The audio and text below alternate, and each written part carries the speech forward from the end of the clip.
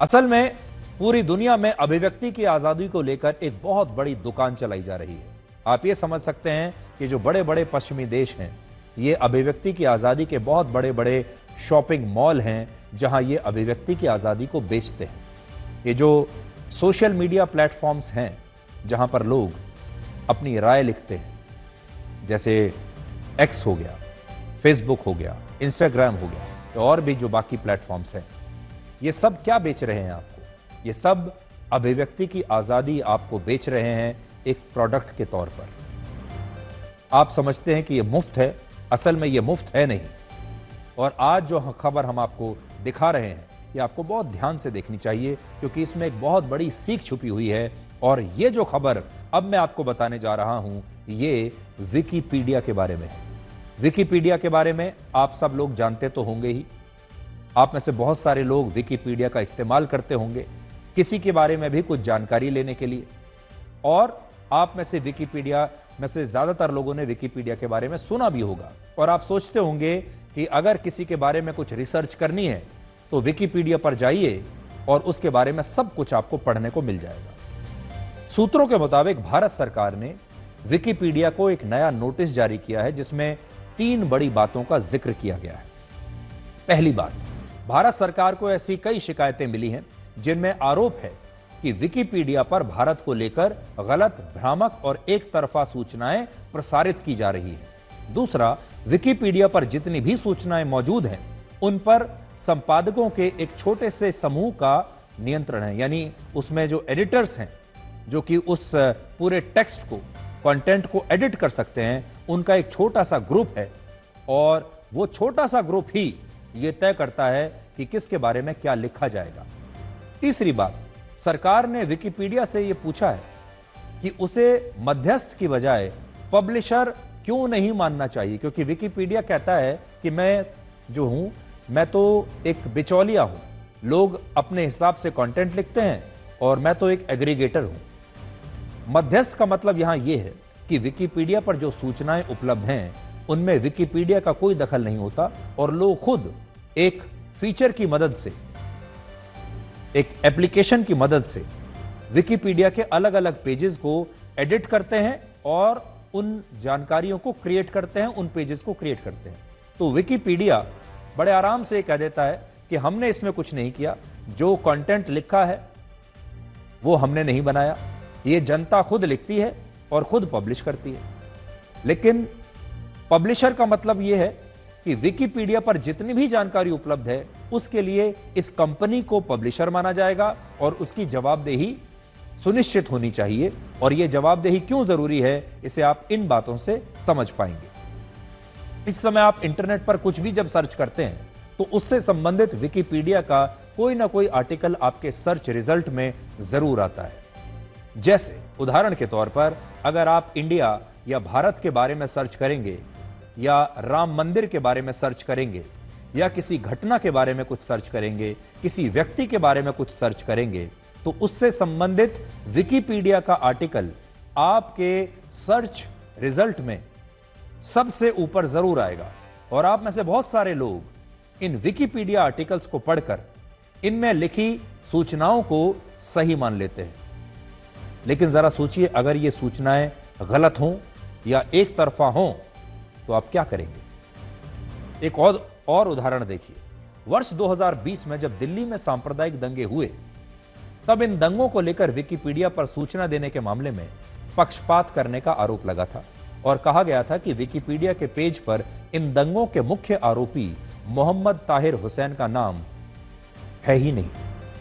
और शायद वो नाम इसलिए नहीं है क्योंकि वो एक मुसलमान है। विकिपीडिया कहता है कि उसके प्लेटफॉर्म पर वही जानकारियां और सूचनाएं उपलब्ध होती हैं जो लोगों का एक कलेक्टिव ओपिनियन होता है, यानी जो लोगों की अपनी राय होती है। और विकिपीडिया के मुताबिक उसके प्लेटफॉर्म पर मौजूद कोई भी सूचना एक तरफा और पक्षपात करने के लिए नहीं होती। ये उनका बचाव का अपना एक तर्क है।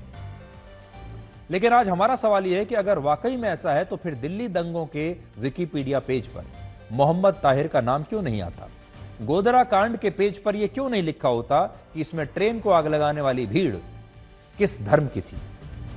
ये सवाल जब जब विकिपीडिया से पूछे जाते हैं तो वो ये कहकर बच जाता है कि विकिपीडिया पर मौजूद सूचनाओं का नियंत्रण असल में लोगों के पास है। उसके पास तो नियंत्रण है ही नहीं, और वो सिर्फ जानकारी देने वालों और जानकारी पढ़ने वालों के बीच एक माध्यम है, और वो पब्लिशर नहीं है। और इस बार भी वो शायद भारत सरकार के सवालों पर अपना यही जवाब देने वाला है।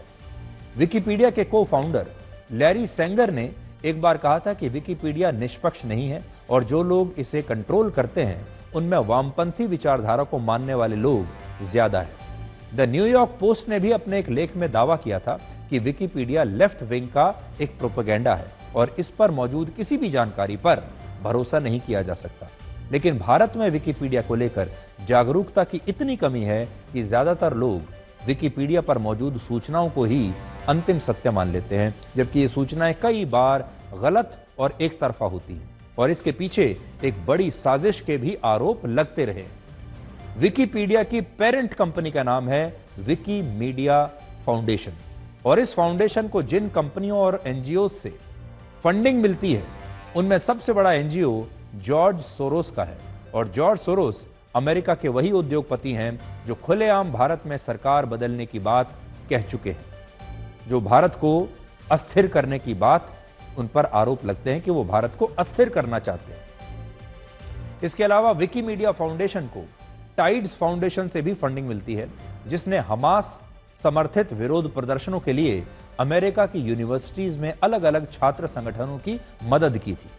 इससे आप समझ सकते हैं कि विकिपीडिया कैसे फ्रीडम ऑफ स्पीच और फ्रीडम ऑफ एक्सप्रेशन के नाम पर लोगों तक सिर्फ उस पक्ष को पहुंचाता है जिसका वो खुद समर्थन करता है, और ऐसे आरोप उस पर सिर्फ भारत में नहीं कई देशों में लग चुके हैं। इस समय विकिपीडिया पर 300 भाषाओं में कुल 6 करोड़ 30 लाख आर्टिकल्स मौजूद हैं, जिनमें 69 लाख आर्टिकल्स अंग्रेजी में हैं। जून 2024 में विकिपीडिया के इन आर्टिकल्स को 2300 करोड़ बार क्लिक करके देखा गया और पढ़ा गया, और इस सूची में भारत 5वें नंबर पर था।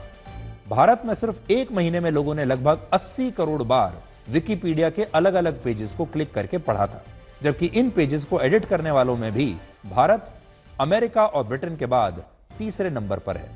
भारत में इस समय लोग विकिपीडिया पर जो बातें पढ़ते हैं उन्हें वो अंतिम सत्य मान लेते हैं, जबकि भारत सरकार को जो शिकायतें मिली उनमें यह कहा गया कि विकिपीडिया पर मौजूद सूचनाएं एक तरफा और गलत होती हैं और इनके पीछे एक प्रोपेगेंडा हो सकता है। लेकिन ये तमाम social media platforms freedom of expression की आड़ लेकर हर बार बच जाते हैं, और विकिपीडिया तो एक ऐसा प्लेटफॉर्म है जिसका यहाँ हमारे देश में एक दफ्तर तक नहीं, और आज भारत सरकार विकिपीडिया के किसी अधिकारी को बुलाकर पूछताछ अगर करे तो शायद ये भी संभव नहीं है, क्योंकि उनका कोई ऑफिस यहां है ही नहीं। तो जब भी आप विकिपीडिया जैसे प्लेटफॉर्म्स पर जाएं तो आंख बंद करके वहां लिखी सूचनाओं पर विश्वास ना करें, भरोसा ना करें, और अगर आप चाहें तो खुद सर्च करके आप देखिए, अलग अलग विषयों पर, अलग अलग मुद्दों पर, अलग अलग लोगों पर आप सर्च करके देखिए, और फिर देखिए कि कैसे एक खास अंदाज में आपको सूचनाएं दी जाती हैं और आपको भ्रमित करने की कोशिश की जाती है।